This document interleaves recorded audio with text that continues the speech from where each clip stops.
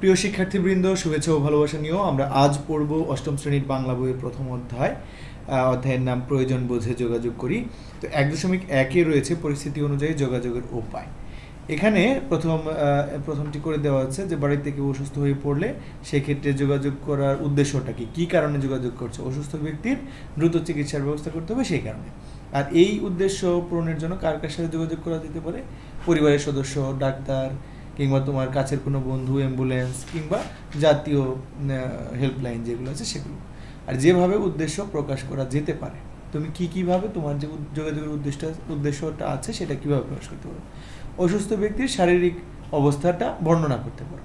তারপর প্রাথমিকভাবে রোগীর জন্য কী করা যেতে পারে সেটা জানতে চাইতে পারো, কিংবা বাড়ির ঠিকানা বলতে পারো সেই যার কাছে সাহায্য চাইছো তার কাছে।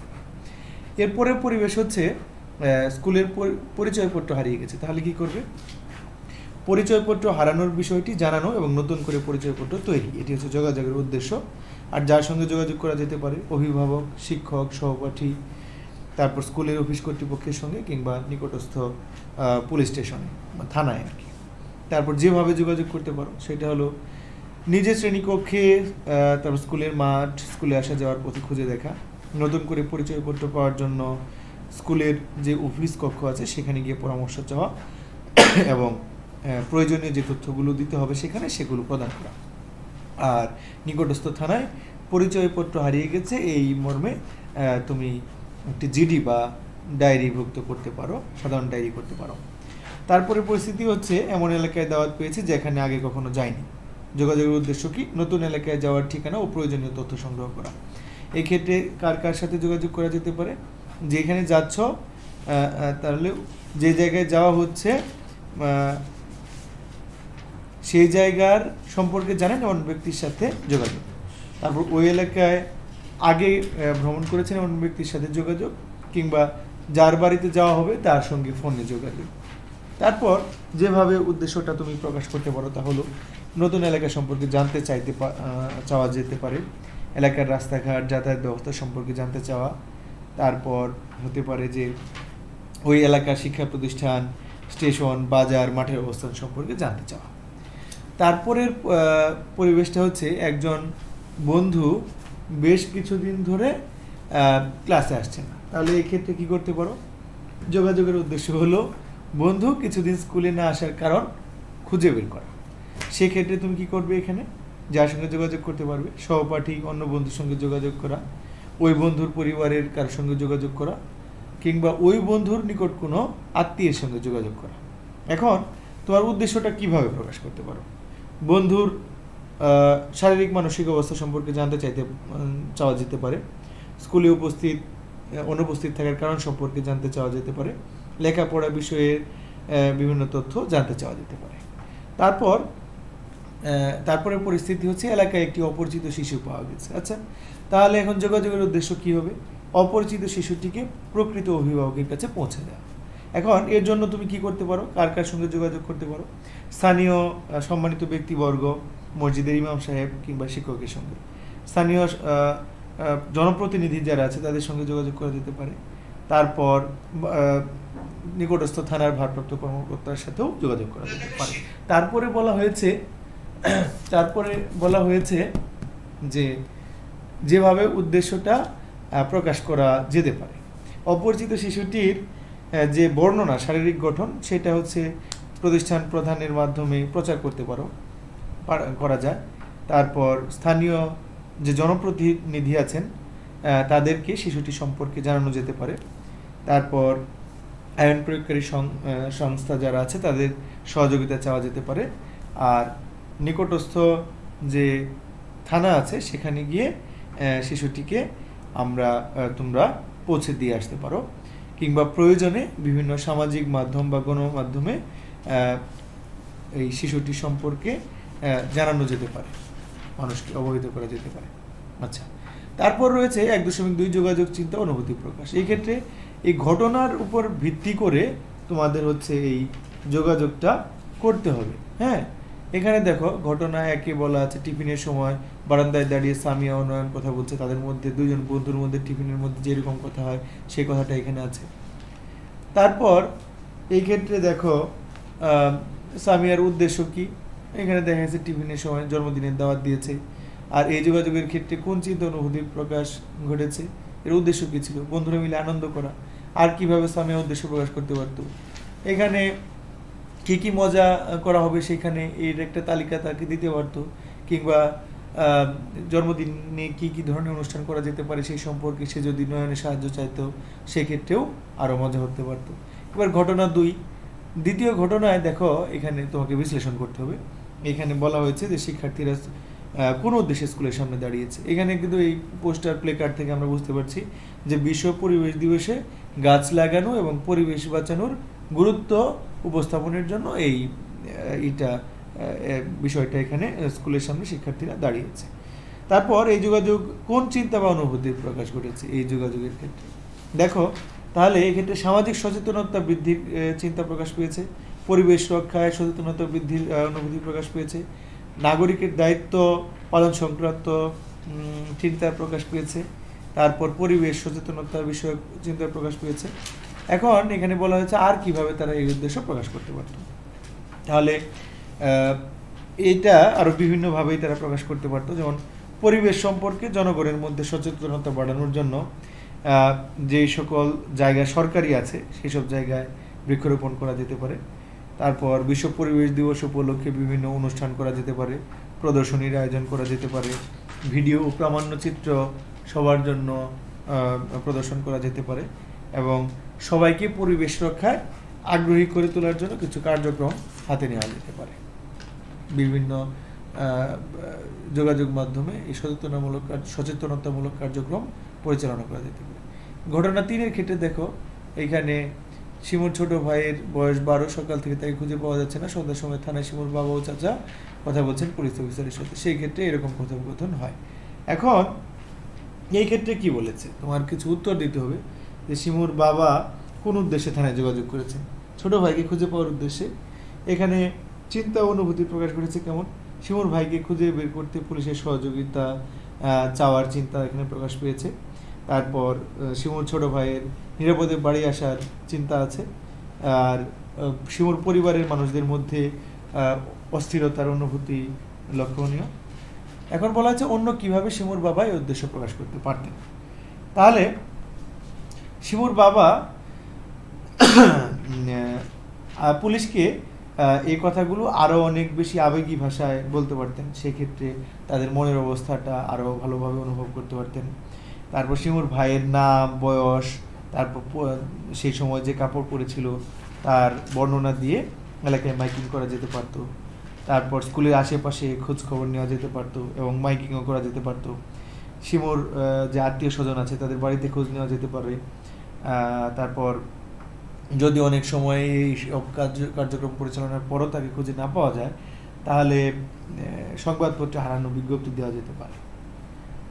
তো এরপর রয়েছে যোগাযোগের উদ্দেশ্য, কার্যকর উপায়ে যোগাযোগ। এই ক্ষেত্রে মূলত বলা হয়েছে যে আমরা কি কারণে যোগাযোগ করি মানুষের সাথে। কার্যকর উপায়ের যোগাযোগ এখানে আলোচনা করে আছে যে একটা মানুষের সাথে যোগাযোগ স্থাপন করার একাধিক উপায় থাকতে পারে, কিন্তু কোন ব্যক্তির সাথে কোন সময়ে কোন উপায়ে সবচেয়ে ভালো উপায়ে যোগাযোগ করা যায় সেটা আমাদেরকে বেছে নিতে হবে। ঠিক আছে, তো এখানে একটা চার্টও দেওয়া আছে, যোগাযোগ উদ্দেশ্য পরিস্থিতি তুলে ধরা, এগুলো পড়বে। এখন দেখো প্রয়োজনে আমরা লিখিত যোগাযোগের ক্ষেত্রে আমরা প্রয়োজনে আবেদনপত্র লিখতে পারি, চিঠি লিখতে পারি, আর অনেক কিছুই করা যায়। এখন গল্প থেকে যোগাযোগের উপাদান খুঁজি। রাবেয়া খাতুনের যেই এখানে একটা রচনা আছে সেটা হলো অপারেশন কদমতলী।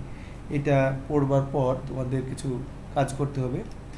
এখানে প্রথমে ভালো করে পড়বে রচনাটা, তারপর যোগাযোগের প্রাসঙ্গিকতা। এক্ষেত্রে দেখো কি আবার হবে, আমার মতো ঘুম ধরেছে কথাটি কতটুকু প্রাসঙ্গিক। প্রাসঙ্গিক মানে কথাটা কতটা যুক্তিসঙ্গত। হ্যাঁ, তো সেইটার কিন্তু তোমার উত্তরটা এখানে বলে দেওয়া আছে। তো বাকি প্রশ্নগুলো আমরা চলো উত্তর খোঁজার চেষ্টা করি। এখানে বলা হচ্ছে রাক্ষসে গিলে খাওয়া এই মানুষগুলো একদিন দেখিস ঠিক ফিরে আসবে, কথাটি কতটুকু প্রাসঙ্গিক। তাহলে দ্বিতীয় ব্যাপারটা আগে আমাদেরকে বলতে হবে যে অপারেশন কদমতলী গল্পে চন্দনের যে দাদি চরিত্রটি ছিল, সেই চন্দনের দাদি চরিত্রটি এই কথাটি বলেছিলেন। তিনি কেন বলেছিলেন? কারণ এই গল্প যিনি বর্ণনা করেছেন তিনি 1971 সালের মুক্তিযুদ্ধের যে ভয়াবহতা দেখেছিলেন সেই ভয়াবহতা প্রসঙ্গে তিনি এই কথাটি বলেছেন। মূলত সেই সময় মহল্লায় কোনো জীবন্ত মানুষই ছিল না, সবাইকে মেরে ফেলা হয়েছিল। এই কথা শুনে দাদি এই প্রশ্নোত্তর কথাটি বলেন। তিনি জানেন যে আসলে যারা আড়ালে আছেন মুক্তিযোদ্ধারা তারা এক সময় বেরিয়ে আসবেন, যদি এখন গ্রামে মানুষ শূন্য গ্রামটি, কিন্তু একটা সময় তারা বেরিয়ে আসবেন। আর যখন মুক্তিযোদ্ধারা বের হয়ে আসবেন আত্মগোপন থেকে, তখন হানাদার বাহিনী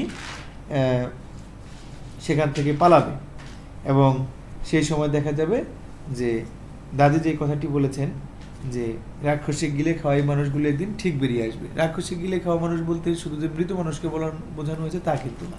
যেই মানুষগুলো মুক্তিযুদ্ধে যোগদানের জন্য আত্মগোপনে গেছেন তারা ফিরে আসবেন এবং তখন কি হবে, তখন এই মানুষগুলো ফিরে আসবে, তাদের সম্পর্কে এই কথাটা বলা হয়েছে।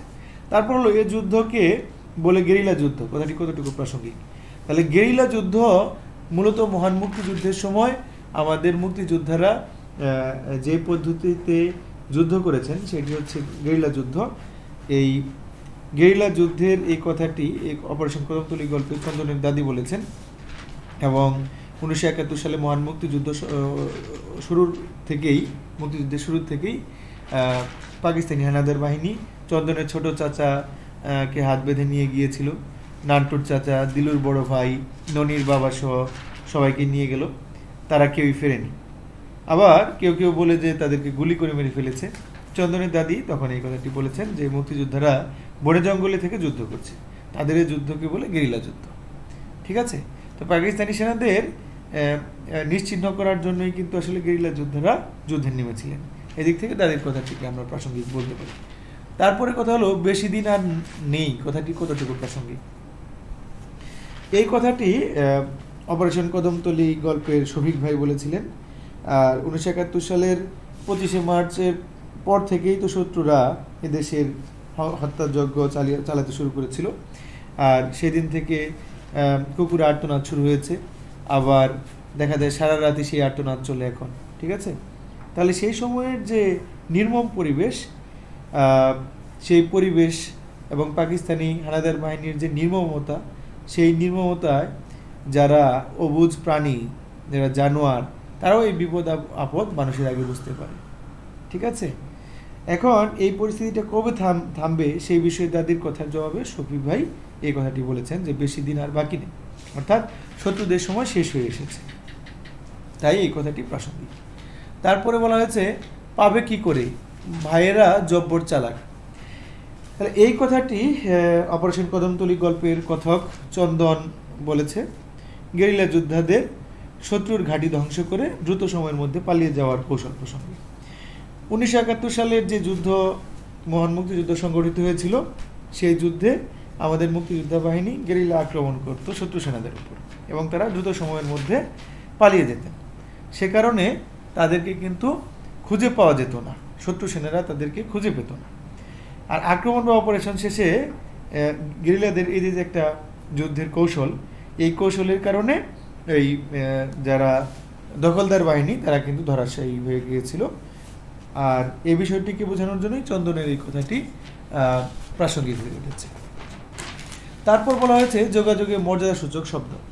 এখন আমরা যখন যোগাযোগ করি, বিভিন্ন সময় বিভিন্ন শ্রেণী পেশার বয়সের মানুষের সাথে যোগাযোগ করি, তো যখন মানুষ মানি ব্যক্তির সাথে কথা বলি তখন তার সাথে সর্বনাম এবং ক্রিয়ারূপ একরকম হবে, যখন বন্ধুর সাথে বলি তখন একরকম হবে, আবার যখন ছোটদের সাথে কথা বলি তখন ক্রিয়ারূপ সর্বনামের রূপ অন্যরকম হবে। যেমন ও দাদি তোমার হলো কি, তাহলে এই ক্ষেত্রে সাধারণ সর্বনাম ব্যবহৃত হয়েছে। মানি সর্বনামের বাক্যটি কেমন হবে, ও দাদি আপনার হলো কি। ঘনিষ্ঠ যদি হয় সেক্ষেত্রে হবে ও দাদি তোর হলো কি, এরকম হবে। তারপর দ্বিতীয় ক্ষেত্রে যদি আমরা দেখি, এখানে বলা আছে সাধারণ ক্রিয়ারূপ প্রথমটা কি, যে তোমরা এখানে খেয়াল করলেই পাবে যে এখানে বলা আছে মান্নার সঙ্গে সঙ্গে চেঁচা। তাহলে এখানে কোন ধরনের ক্রিয়ারূপ ব্যবহৃত হয়েছে, সাধারণ ক্রিয়ারূপ। মানি ক্রিয়ারূপের পরে কি হতে হবে, মান্নার সঙ্গে সঙ্গে চেঁচান বা চেঁচিয়ে ওঠেন, তাই না। তারপর 3 নম্বরের ক্ষেত্রে দেখো, রাক্ষসের গিলে খাওয়া এই মানুষগুলো একদিন দেখিস ঠিক ফিরে আসবে। সেই ক্ষেত্রে এখানে তোমার যে কাজটা আছে, এখানে তোমাকে কি করতে হবে? রাক্ষসে গিলে খাওয়ার ব্যাপারটাতে তোমার কিছু কাজ করতে হবে। দেখো এখানে বাক্যের মাঝে ক্রিয়ার কোন রূপটি ব্যবহার করা হয়েছে। তাহলে তুমি এখানে বলতে পারো যে তুচ্ছার্থে তুই যেহেতু ব্যবহার হয়েছে, তাহলে ঘনিষ্ঠ ক্রিয়ারূপ ব্যবহৃত হয়েছে। সাধারণ ক্রিয়ারূপ হবে রাক্ষসে গিলে খাওয়াই মানুষগুলো একদিন দেখো বা দেখে নিও ঠিক ফিরে আসবে। আর মানি পক্ষের ক্রিয়ার প্রয়োগ যদি চাও তাহলে হবে রাক্ষসের গিলে খাওয়াই মানুষগুলো একদিন দেখবেন ঠিক ফিরে আসবে। তারপর 4র্থ নম্বরে গিয়ে বলা হয়েছে তোকে কি করতে হবে মনে আছে তো, এটা ঘনিষ্ঠ সর্বনাম। সাধারণ সর্বনামে হবে তোমাকে কি করতে হবে মনে আছে তো, মানি পক্ষে সর্বনামের প্রয়োগে হবে আপনাকে কি করতে হবে মনে আছে তো, ঠিক আছে চল ঘুমাতে যাই। তাহলে এই বাক্যটির ক্ষেত্রে দেখো এখানে আছে ঘনিষ্ঠ ক্রিয়ারূপ। সাধারণ ক্রিয়ারূপ হবে ঠিক আছে চলো ঘুমাতে যাই। মানি ক্রিয়ারূপ হবে ঠিক আছে চলুন ঘুমাতে যাই। এখন ষষ্ঠ যে বাক্যটি সেটি হলো তুই যা, এটা ঘনিষ্ঠ সর্বনাম আছে। মানি সর্বনাম হবে আপনি যান। সাধারণ সর্বনাম হবে তুমি যাও। সপ্তম বাক্য যেটি সেটি হলো খাল আর বিল পেরিয়ে তারা এগোতে লাগলো ফাঁড়ির দিকে। এখানে সাধারণ সর্বনাম আছে। যদি মানি সর্বনামের প্রয়োগ ঘটে যায় তাহলে খাল আর বিল পেরিয়ে তারা চন্দ্রবিন্দু দিয়ে লিখতে হবে এগোতে লাগলেন ফাঁড়ির দিকে। তারপর 8 নম্বর, তুই অপারেশনে অংশ নিয়েছিস, এটা ঘনিষ্ঠ সর্বনাম আছে। মানি সর্বনাম হবে আপনি অপারেশনে অংশ নিয়েছেন। আর সাধারণ সর্বনাম হবে তুমি অপারেশনে অংশ নিয়েছো। এবার 1.5-এর ক্ষেত্রে যোগাযোগের উপাদান বিশ্লেষণ, অর্থাৎ যোগাযোগের ক্ষেত্রে কোন উপাদানগুলো নির্বাচন করা, ঠিক আছে। এখানে বলা হচ্ছে যে নিজের ছকি অভিজ্ঞতা থেকে একটি পরিস্থিতি উল্লেখ করো, যে কোনো একটা পরিস্থিতি। তো এখন হতে পারে যে তোমরা বলতে পারো যোগাযোগের ক্ষেত্র এবং উদ্দেশ্য, ধরো তোমরা বলতে পারো যে এখানে কোনো একটা ধরো শিক্ষক তোমার হারিয়ে গিয়েছে। আচ্ছা তুমি ধরো বই নিবে তোমার বিদ্যালয়ের লাইব্রেরি থেকে, তাহলে পরিস্থিতি কি? পরিস্থিতি হচ্ছে বিদ্যালয়ের লাইব্রেরি থেকে বই সংগ্রহ করা। যোগাযোগের উদ্দেশ্য কি? যোগাযোগের উদ্দেশ্য হচ্ছে যে প্রয়োজন অনুভূত হয় বা প্রয়োজন অনুযায়ী বিদ্যালয়ের বই থেকে, বিদ্যালয়ের লাইব্রেরি থেকে বা পাঠাগার থেকে বই সংগ্রহ করা। তারপর যেমন ধরনের চিন্তা অনুভূতি প্রকাশ পেয়েছে, এখানে বলতে পারো যে বই সবসময় আমাদের সবচেয়ে কাছের বন্ধু। বই মানুষকে আলোকিত করে, বই পড়লে আমরা অনেক কিছু জানতে পাই। যেহেতু চাহিদা মতো বই সবসময় আশেপাশের দোকানগুলোতে বা লাইব্রেরিতে খুঁজে পাওয়া যায় না, এবং এক্ষেত্রে অর্থনৈতিক ব্যাপারও একটি গুরুত্বপূর্ণ ব্যাপার। সে কারণে প্রয়োজন মতো বই আমরা স্কুল লাইব্রেরি থেকে সংগ্রহ করে নিতে পারি, এতে করে অর্থ এবং সময় সাশ্রয় হতে পারে। আর যে উপায়ে যোগাযোগ করা যেত, তাহলে এই ক্ষেত্রে আর কি উপায়ে যোগাযোগ করা যেত? তোমার বইয়ের প্রয়োজন, পড়তে চাও, তাহলে বলতে পারো যে অনলাইনে বই কেনার চেষ্টা করা যেত, প্রয়োজন অনুযায়ী বই কেনার চেষ্টা করা যেতে পারতো। তারপর বলতে পারো বন্ধুদের কাছে জিজ্ঞাসা করা যেতে পারতো যে আমার যে প্রয়োজনীয় বই সেটা বন্ধুর কাছে আছে কিনা। তারপর বন্ধুর কাছ থেকে সেই বইটি ধার চাওয়া যেতে পারে।